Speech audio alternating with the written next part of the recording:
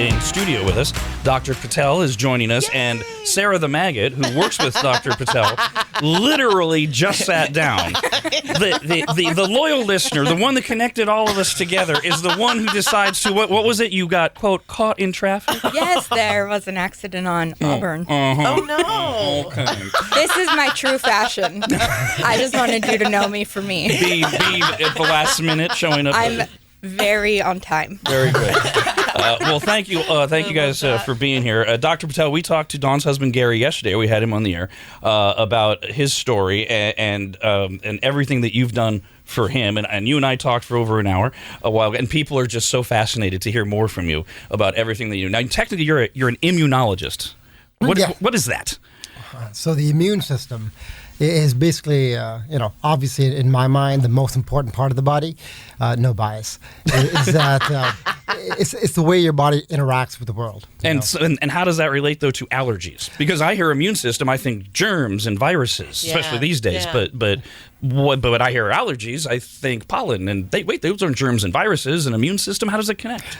You're exactly right. It's actually both. I'm right. I'm so glad. There it is. Very first thing that was said by the esteemed doctor. Yeah. So your immune system attacks germs in a way to kill them. Allergies are essentially your body reacting to things it shouldn't react to in a way where it wants to attack it like germs. So what I want to start with is actually Brandon's story, because this is the most common one we get. You already know my story, which we'll go back to. I grew up with allergies, but Brandon, you didn't. And right, as a kid, you didn't have the sniffy nose and the eyes and stuff? I was never afflicted by any sort of allergies. In fact, I grew up in the foothills, so I was surrounded by pollen trees all the time. And I'm now a 35-year-old, 5'10", 150 pounds, soaking wet, like long walks on the beach. And now I finally have just been a sufferer of allergies just of last year. But this year, it's gotten increasingly worse to where I'm back on a daily regimen of allergy medications. So these are traditional allergies, the eyes? Yes, and it's mostly in the nasal cavities, and so it's mostly like the head congestion that I get as well. But it's something that's totally foreign to me, but now I completely understand when people were kvetching and complaining about allergies. And it's the same time of year? Yes, every single year. So Dr. Patel, he grew up here. He's 35 years in the area. He's barely ever left except to vacation. Why now? And this is what we get all the time from people. Why did I suddenly get allergies now? So I wish that answer I knew. We don't. But I will tell you, it's exposure. The more you're exposed to something, the more likely you are to develop an allergy. Now, if you have a genetic, like everything we say in life, right? It's like you have a genetic predisposition, and then you have environmental factors. Who knows? Maybe it was a virus. Maybe it was something else that triggered it. But, just because you've been exposed to something for a long time doesn't mean you're going to be completely immune to it. And so if you can't completely explain it, can you fix it? Yeah, we can always fix it. So is his story, is he, without knowing anything about Brandon, is that story, is that a template for somebody you want to come in and see you? That's like the most typical story, right? Cool. It's like, I've had this, I've had the same thing so-and-so for 20 years, 30 years. Now, all of a sudden, something happened, and now I feel horrible. And before we get to why that would come to you, because I mentioned this yesterday, one of the most exciting parts of when I talked to you was, why can't Brandon just go eat a whole bunch of local honey? Because that's what we hear. Right, exactly. That's like the best story. What is the theory behind that, and why is it wrong? So here's the thing. The most important, the background is what we've been talking about, which is you have to be exposed to something for a duration of time. Typically, at least 1 year of exposure. When you inhale something, do you then become allergic? That's why babies don't have allergies. They haven't been around long enough. Or if someone has bad allergies and they move somewhere to the East Coast or to a region where the same allergens are not present, no allergies for about a year. Then they'll develop allergies to that region. But so here's the shortest version I can think of for this local honey thing. The other second piece of background is there's two kinds of, if you like botany, here's how it works. So who doesn't like botany? Who doesn't like botany? Well, we're all fans. Yeah, so here's how it works. So you have two kinds of flowering plants. You have wind-pollinated flowering plants, and then you have animal-pollinated. For bees and birds, those are always attracted to flowers that are pretty, flowers that attract bees and birds. To say, hey, I have sticky pollen that, come get me. So those are what the bees and the birds collect. Now, airborne pollens, they're the ones that are like in oak trees or very small, ugly flowers that you can't even draw if I asked you to. Those ones fly, 500, 700 miles away. So those are the ones you inhale. Those are the ones you keep developing an allergy over time. Whereas the local honey, going back to where do bees collect their pollen from? Sticky pollens. Think of like a tulip or a lily. Try blowing on those pollens, right? Or take a blower or a hair dryer. It'll go maybe a foot, 2 foot. So it's the nectar, not the pollen. Yeah, and then exactly, and those, they have little pollen sacs that people always say, oh, we need to eat those, for the local honey things, right? Again, that's pollen that's not allergenic. There's just literally no connection at all whatsoever between what's in local honey and helping any of your symptoms that are caused by local allergies. No, I will say honey's got good. Right, honey's great. Anti-inflammatory properties. It's got some Alzheimer's studies on there. They have a lot of good things for honey, but not for allergies. So, by the way, Sarah, we should point out, what do you do at, and it's granitebayallergy.com is the website, but what do you do at Granite Bay Allergy? I am one of his nurses, and I'm also the practice manager. So if either one of you can take this one, if Brandon said, look, I can't do this anymore, I want to know what I'm allergic to, what's the process? How would we go about anybody like Brandon getting to Granite Bay Allergy and getting in, and what would you do to him? Well, he would contact us in some way, either by the website, Facebook, calling us. Then he would set up a new patient appointment. Any of the staff does that. Primarily, we have a new patient liaison, Whitney, who kind of runs through all that. And then they come in, they see Dr. Patel. Right away, first visit, you see Dr. Patel. Yep, first visit, they establish care. They see him. He goes through whatever their problems are, tells them, okay, we need to figure out what's going on with you.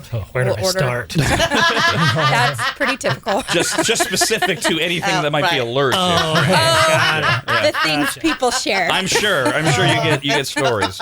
Lots and lots. Do you when you hear Brandon's story, Dr. Patel, do you right away think you already know what he's allergic to, or is that the whole point of what the next step is? That's the next step. I mean, you get an idea. Like, spring, think of trees. Then you have starting when it hits 90s in May or so, like now, we're starting to go into grasses. Trees are going to start tapering out a bit. Then you go grasses, then weeds overlap into that more into late summer, early fall. And then, I like to say in California, we have the rainy season and the non-rainy season. And then our rainy season changes, so it's going to be molds and things that are more there. Now, I have been an animal owner my whole life, so could another factor be the dander and hair from cats and dogs, and even the cat litter? Yeah, definitely. Well, not the litter itself, but the dander and the hair from the cats and the dogs. That becomes allergenic. Does that work the same way as with Brandon's story of living here the whole time? If you've been a pet owner your whole life, you were talking about how the more you're exposed to something, you could become could people that are allergic to dogs, or I'm sorry, could people that have owned dogs their whole life suddenly become allergic to dogs? All right, so that's a little more complicated. So. When I say you have to be exposed to something, you have to be exposed to it by inhalation. So route of exposure is how you develop allergy. So if you inhale something for a while, you're more likely to develop an allergy. If you ingest or inject something, you're less likely to develop allergy. You're going to develop tolerance to it. So on that same token, we don't know why this happens. There's some theories, and I'll share one with you, is that when you have your own animal, you get desensitized to that animal. We figured this out because kids who live with their own dog and cat for years are fine, and then they go off to college, and then they come back to their own home, and all of a sudden they have allergic symptoms to their dog or their cat. We're like, why does that happen? Some theories say, hey, maybe you're ingesting a little bit of the dander, flying around the house, maybe you're ingesting that. Who knows? We don't know, but we do know your own, you can get a temporarily desensitized, but it goes away. This is making sense for me. And for a while, my husband and I, we had a whole farm going, and I never noticed being allergic to any type of farm animals. Prior to that, I'd been around them. I even worked for a rodeo company for a while. I cleaned out stalls, but this was like day in and day out living. And I would get done with hay and like feeding horses hay and stacking the hay, and I would just have welts all on my arms, and I would be itchy. And I noticed with some of the goats, all of a sudden I'm getting itchy with them. And out of nowhere, this cat that we had forever, prior to all the farm animals, I'm like, eyes would blow up, just like itchy everywhere. And what's strange is like, we want to live that lifestyle again. We're not right now, but like, obviously that all of that has gone away because I'm like not exposed to it anymore day in and day out. And I was that just, when you were talking about that, the more exposure and then those things happen, that light just went on. It's like, oh, okay, that's why that happened. Well, so actually, for Maybe. So the more exposure is it. I am oversimplifying that a bit. And thank you, because it is radio, and we're trying to keep it as relatable as possible. Yeah. On this story, interestingly, is farmers' kids are always our controls in our studies because something else called the hygiene hypothesis. So if you're exposed to things in the first few years of life, like growing up on a farm, where you're eating mud and you're eating Right. probably feces and all sorts of dirt, Yeah, right? yeah. That actually becomes the most natural way.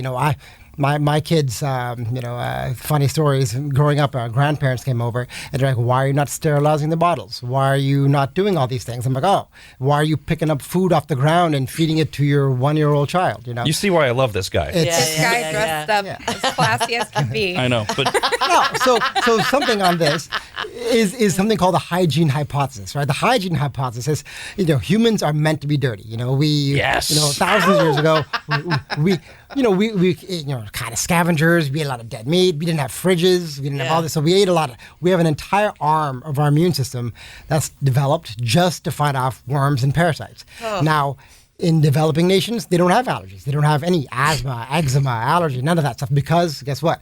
They're exposed to a lot of parasites, a lot of things that we're not. Developing nations, we don't. So now we have an arm of our immune system that's like, I like to say, like a bull in a China store just sitting there, right? So eventually that's going to go around. It's going to start breaking things, and that's what it does. So back to Brandon. He comes in, he talks, he gets in, he talks to Dr. Patel. You guess you have ideas here based on his symptoms, the grasses and the dirts, but now we've got to figure out exactly which ones, right? And that's where we get it to the testing. Is that the next step? Yeah, so he orders the testing, which then the staff kind of takes over. Right there, same appointment? Depends if you've taken your allergy medicine or not, or Okay. followed the directions So there's we've some given you. previous directions. Let's pretend that Brandon's actually compliant, which would be he's rare. A good boy. He would start with the testing that Gary talked about. Which he described as an abrasive sponge across the back. Is that a real feel? Is that right? I mean, That's how he up felt for it. interpretation. How would you describe it? I would describe it as just a little pokey. Okay. It's like a stamp pad, but there's like 10 little needles. It barely goes to the top layer of skin, so like barely anything. In other words, no one should be freaking out at this point over the word needles. No. Okay. But they do. Right. So anyways, they do that. So I guess you probably do have a lot of people though that afterwards go, "Oh, that was nothing." Yeah. They got all worked up over it, and it felt like Lots of anxiety. Yeah. Okay.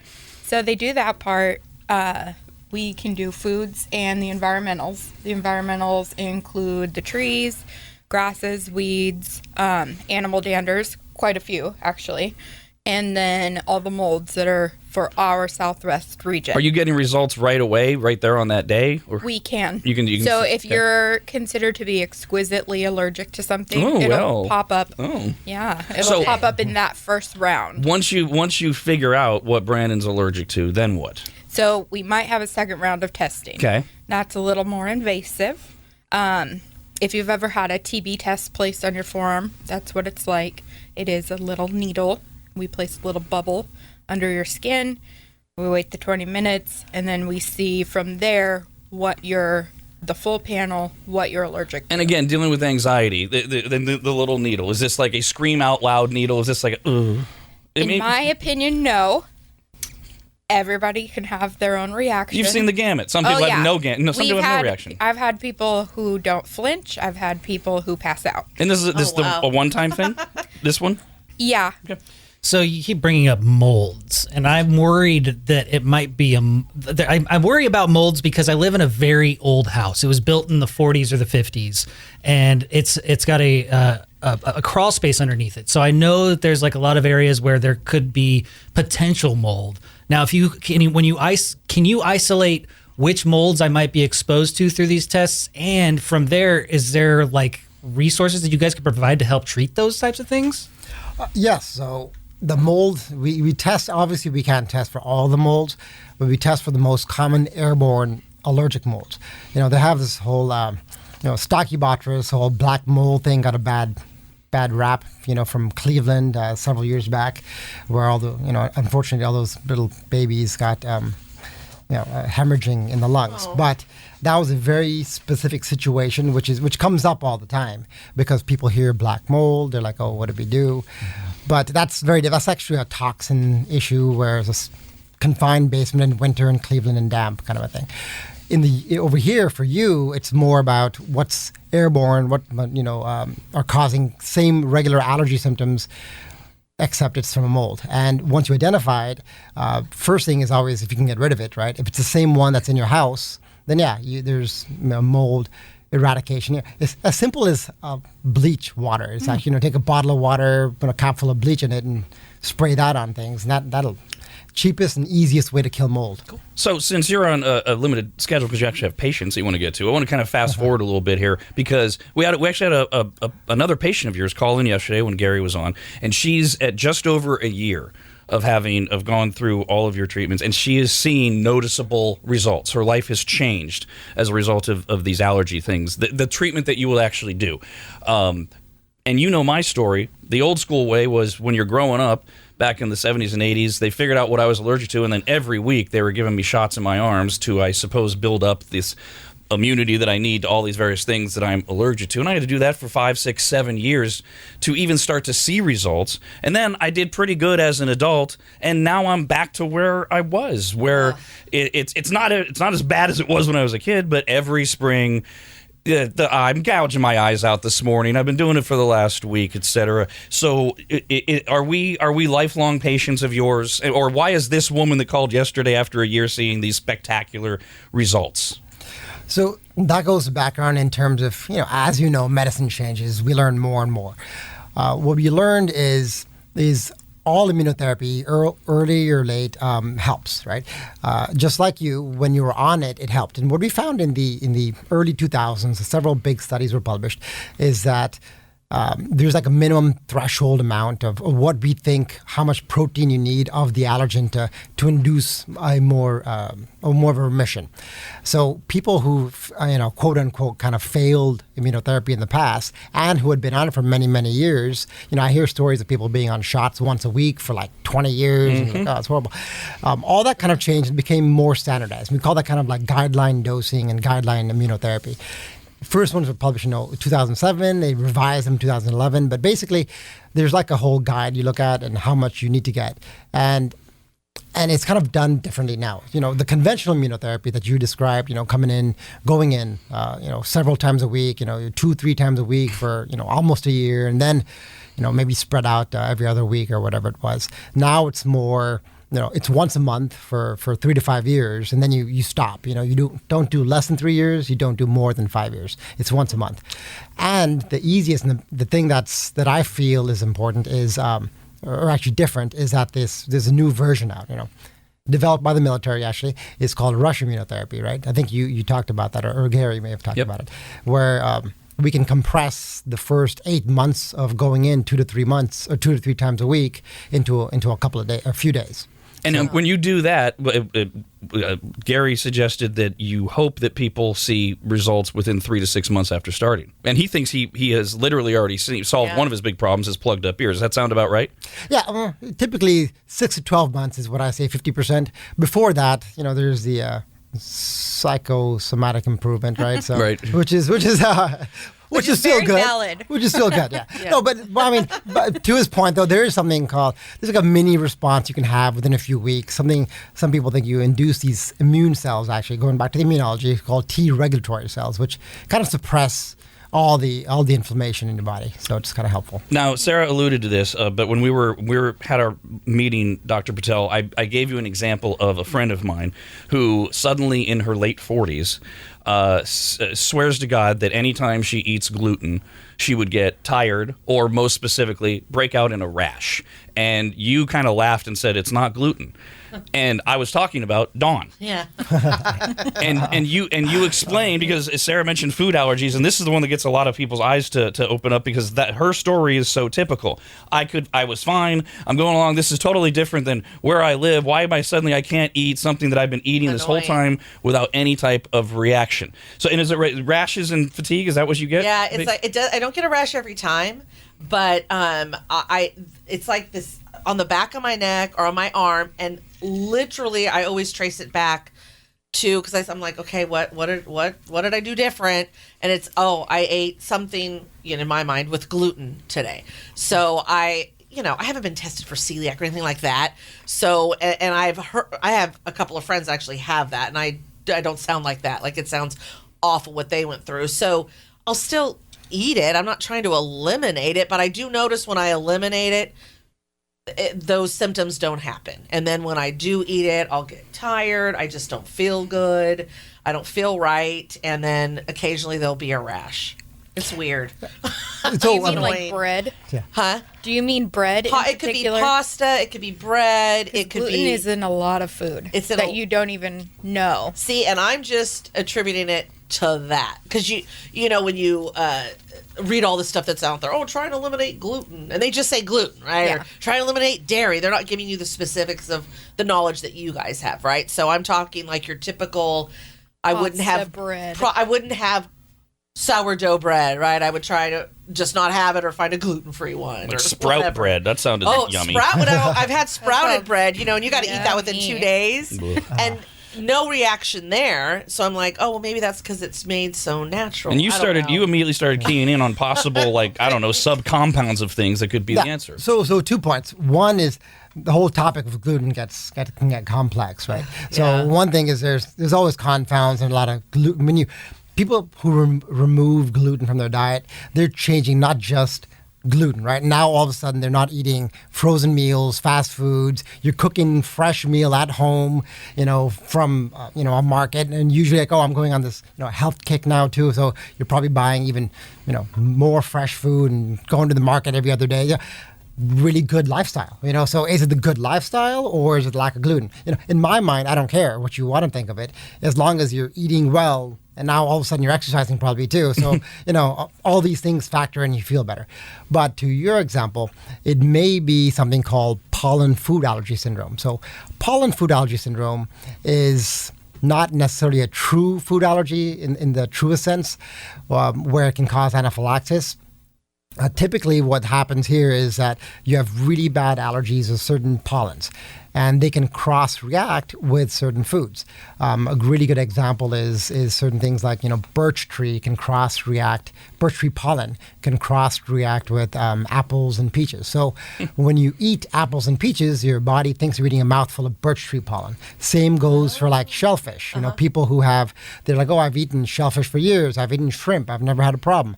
All of a sudden, they're getting more and more allergic to dust mites. Dust mites have a protein called tropomyosin. That same tropomyosin is found in crustaceans and mollusks. So we have a name. That's called dust mite crustacean mollusk syndrome. Again, your body thinks you're eating a mouthful of dust mites when you're actually eating shellfish. And our brain blames the shrimp. Yeah, and it is a shrimp, because it is the same protein, but really, you can get rid of that. You treat the dust mite, you treat the pollen, you treat that, all of a sudden, the cross-reacting things go away. And also, the other thing, just like you said, sometimes it happens, sometimes it doesn't.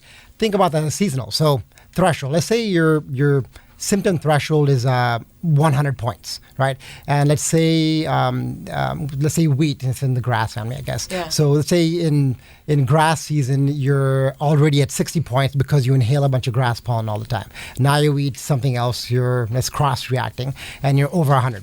Now, if you eat the same thing when you're in winter, when you're down at 20, and you get the 40 more points on top of that, now you're not going to hit that threshold. You don't have symptoms. So it becomes seasonal too. That makes so much sense. You touched on the most important thing is if you can line up all those dots with these various stories, you can make it so that they can go back to eating gluten without the reaction and seafood without the reaction over the course of time. Yeah, well, in that case, it's wheat, but yeah. But see, I think, honestly, that makes so many people feel good.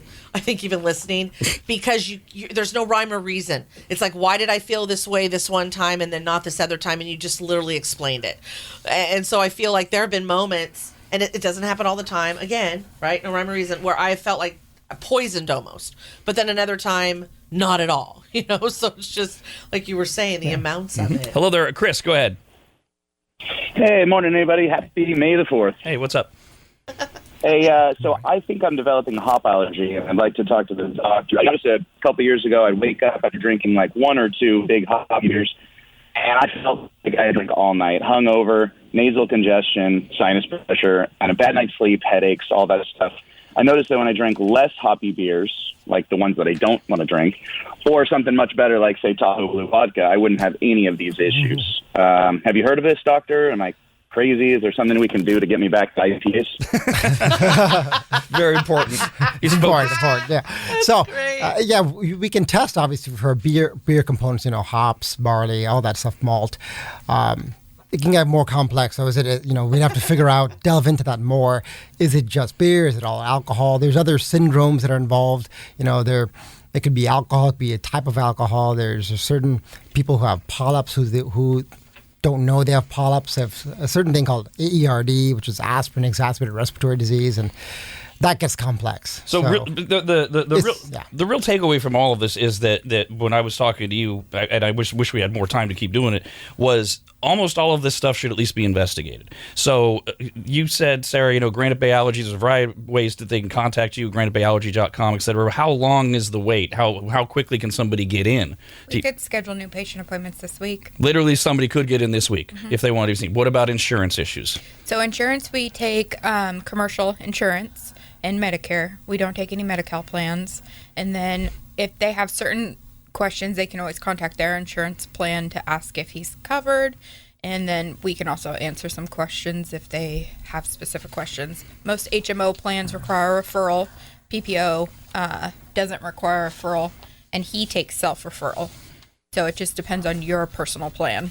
And so you can, if like I've got a PPO, I can just call you today. And make an appointment, and we're good to go, because you take all major insurances, as discussed, and you're ready to get people in right away and start talking to them. Yeah. So I guess some people would be wondering, how far down the chain have you gone to where you go, oh, you're actually not allergic to anything, or are you so good, Dr. Patel, how to not even get to that point, to where, yep, we tested you for everything, whatever's wrong with you, it's not allergies, so sorry, we just wasted a couple different appointments in a few weeks. Well, that's me, too. I was convinced I'm still convinced. You're convinced you were allergic to something that Dr. Patel can't prove you're allergic to? Yeah, so now he's just named it a local allergic rhinitis. Yeah. So there is that. So it's actually, to her point, there is that. I mean, there are people who have something called local allergic rhinitis, where you're unfortunately not testable. Your test will come back negative, but you respond to all the antihistamines, you respond to everything. So you have it, and that becomes, the immune cells in certain parts of your body are different than the immune cells that we test for. So there's testing in the future that'll happen. There's provocation testing that'll happen probably in the next 10 years or so.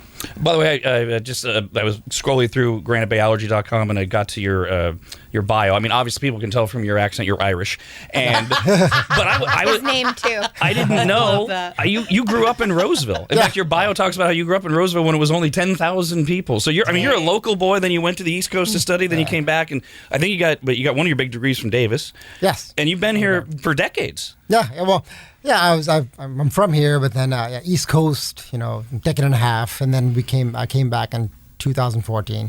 Like most Californians, right? We leave, and I'm coming back. So what are you allergic to? Well, funny thing is, everything. Ironic. Yeah. So this whole this rush immunotherapy came about because of myself. So when I was in med school, I actually started allergy immunotherapy on my. From a doctor there for me. And actually, I couldn't keep up on the schedule. I sat there, I'm like, oh, how can I come in 2 to 3 times a week, 8 to 5, 30, 40 shots in. I'm like, there's no way I can keep He's this a up. terrible patient. So yeah.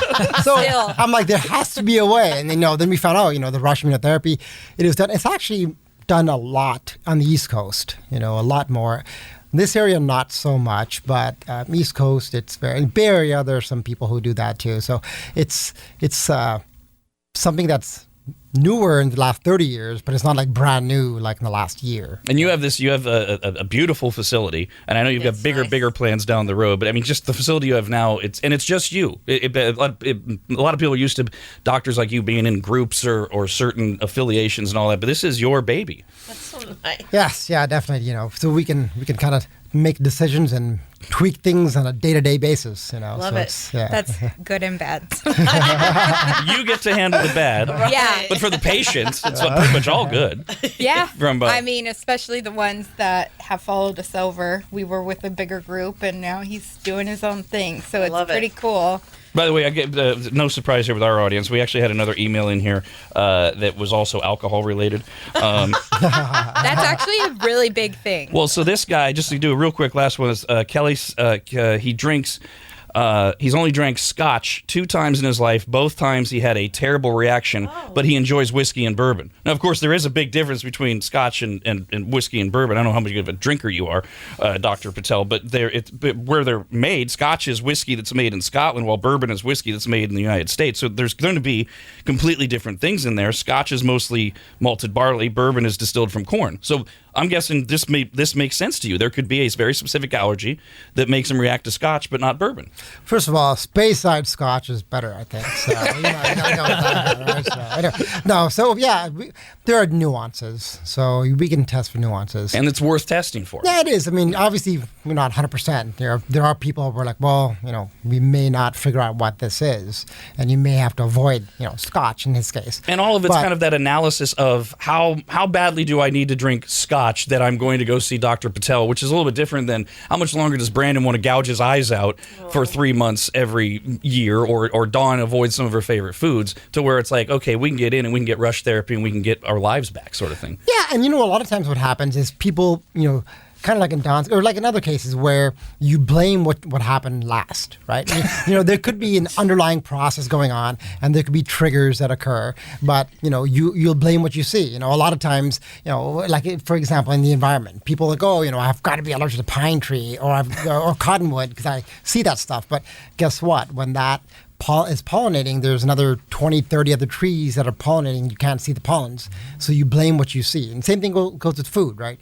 You're broken out in hives, you're covered in hives. You're like, oh, it must be, that last thing I ate. Right. Yes, so exactly. That happens with the medications too a lot. Well, I feel like, I'm the same as Brandon in the sense of, now I'm 51, but him at 35, my mid-30s, I'm like, why out of nowhere am I getting allergies? I would say to Rob, I think I have a cold. And he kept telling me, Kate, your symptoms are allergies. I'm like, I don't have allergies. I've never had them. The stuffy nose, runny, itchy, all of that. And so hearing you talk about how people can confuse, maybe there is something environmental that you're allergic to, but you're attributing it to the food, right? Like, I'm like, wow, maybe this has been this process that went along, and then I get to my 40s and, it's gluten. Well, the thing is about allergy is like, the way I like to think about it is like the allergy is like the underlying process for many different things, right? And you treat like nasal or eye symptoms with like nose sprays or eye drops, things like that, or postnasal drip, But if you think about it, like we name different diseases based on the system it involves. So allergy of the lung, we'll call that asthma. Allergy of the skin is eczema or urticaria. Allergy of the esophagus, something called eosinophilic esophagitis. Allergy of the sinuses, allergic sinusitis. So, where it is matters, and that's why people who have asthma who feel like, I have to be on medicine forever. A lot of times you don't. Right? That was a big one. I forgot. I'm so glad you brought that up. That asthma can be treated by you. Wow. Asthma is allergies. Yeah. So usually, severe asthma is always treated. Any kind of asthma, but especially when it goes severe asthma, it's usually always treated by us on the allergy asthma immunology side. Yeah. I know I got to get you out of here. Yeah. So last thing, you're talking about blaming the most recent thing. When I met with you, it was in the middle of April.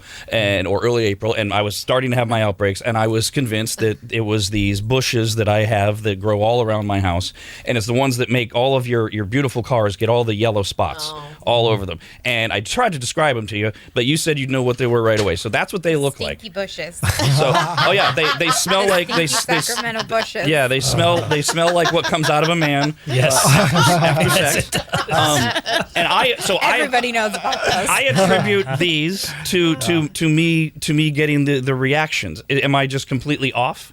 Well, I think you were also saying, you know, there are a lot of bees. Oh, there's around bees all over these bees all over things. there. They're like attacking almost. So I always tell people the rule of thumb is if you see bees near something, odds are, you know, you're not allergic, right? This is how we got to the local honey thing when you and I talked. Exactly, yeah. So odds are, you know, obviously it's not a blanket statement, but usually if the bees are there, it's going to be an animal pollinated and not allergenic. You know, roses and like the bee commercial, what was that, Nasonex, I think? You know, they had a whole commercial where the bees like sitting there sneezing. Or something. Yes, Yeah. So usually actually the bees, it's like the opposite, right? Bees are your friend. Bees are not going to be, not going to cause you allergies. Yeah. Well, I guess I'll just enjoy my local honey just for enjoyment. Right. As opposed to it's Honey gonna is do great. anything. We're not anti-honey. We're not anti-local, but it's not for allergies. Oh, actually, bees are your friend unless you're allergic to them. Right. Yeah. Sorry, I gotta say Also that. take care of too. Good point. All right, Dr. Patel, thank you so much for your time. And you, Sarah, as well. Thank you. It's GraniteBayAllergy.com is the easiest way, and literally Sarah claims that she can schedule that like right away.